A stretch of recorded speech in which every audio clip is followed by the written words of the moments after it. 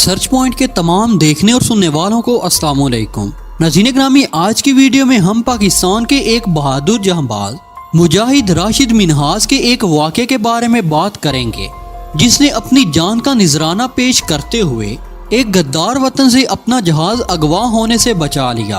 आप में से बहुत से लोग इस बारे में कम ही जानते होंगे कि वो गद्दार कौन था और वो त्यारे को क्यों अगवा करना चाहता था और त्यारे को कहाँ ले जाना चाहता था और इसका मकसद क्या था। इस गद्दार की कब्र कहाँ है और इसकी कब्र के साथ क्या किया गया है।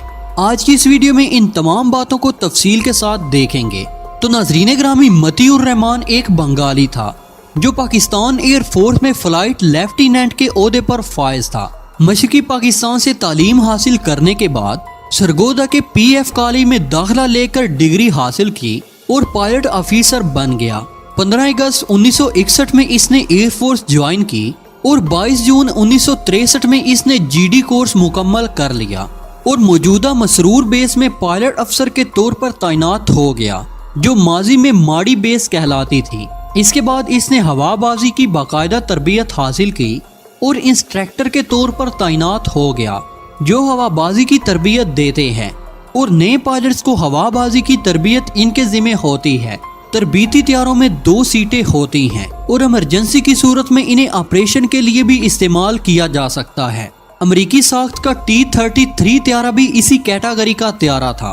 मतीउर रहमान ने इसकी तरबियत ली और एजाजी नंबरों से पास हुए। इसके बाद इसको पिशावर में तैनात कर दिया गया। इसने 1965 की जंग भी लड़ी। बांग्लादेश में लिबरेशन वार के दौरान इसने छुट्टी ले ली और अपने खानदान समेत अपने आबाई वतन ढाका चला गया, लेकिन वो छुट्टियां खत्म होने के बावजूद वापस नहीं आया। जब पाक आर्मी ने मुक्ति बाहिनी के खिलाफ अपनी कार्रवाइयां शुरू की तो ये भी वहां एक गांव में मौजूद था और इसने अपनी एक फोर्स बना रखी थी जिसे ट्रेनिंग देता था। 14 अप्रैल 1971 में पाक फिजाइया ने इसके कैंप पर हमला किया, लेकिन वो पहले ही अपने बचाव का इंतजाम कर चुका था। इस तरह वो सब लोग बच गए जो इसके साथ थे। इसके बाद मतीउर रहमान ढाका वापस चला गया और 9 मई को कराची वापस आ गया।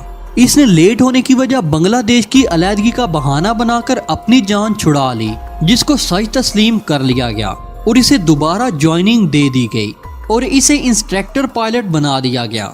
इसकी पॉलिसी ही यही थी कि कोई फाइटर त्यारा अगवा किया जाए और मुक्ति बाहिनी के हवाले किया जाए, लेकिन इसे इंस्ट्रक्टर लगाने की वजह से एक मजबूरी सामने आई कि वो अकेला त्यारे को नहीं उड़ा सकता था, बल्कि इसके साथ दूसरी सीट पर किसी का मौजूद होना जरूरी था।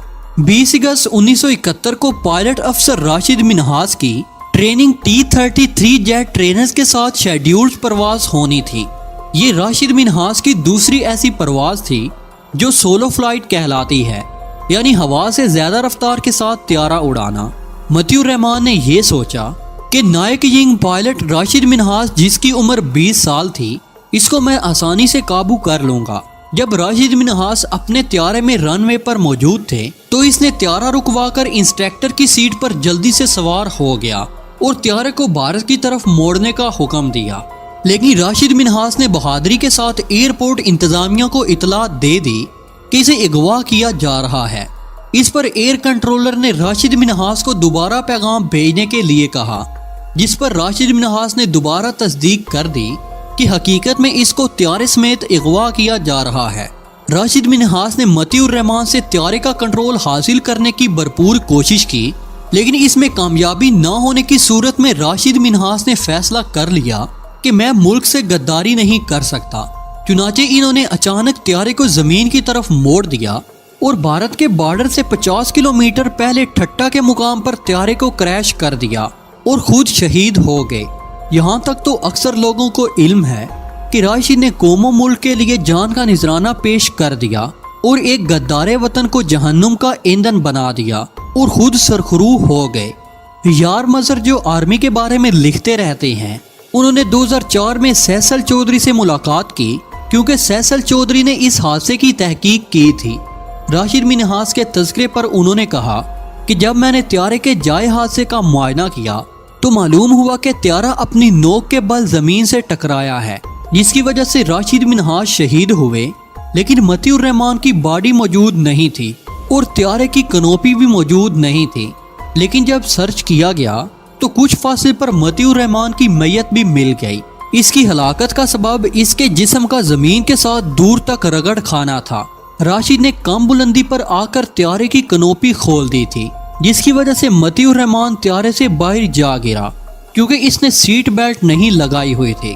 راشد منہاس کی کوشش تھی کہ دشمن کو نیچے گرا کر طیارے کو بچایا جائے، لیکن اس وقت طیارہ زمین کے اتنے قریب پہنچ گیا تھا کہ واپس اٹھانا ممکن نہ تھا۔ متی الرحمان کا ارادہ صرف یہی نہیں تھا کہ وہ طیارہ ہی اغوا کر رہا تھا، بلکہ اس کا ارادہ تھا کہ پاکستان کے پائلٹ کو بھی اغوا کر لے، اور اگر وہ کامیاب ہو جاتا تو اس میں پاک فوج کی بڑی بدنامی ہوتی۔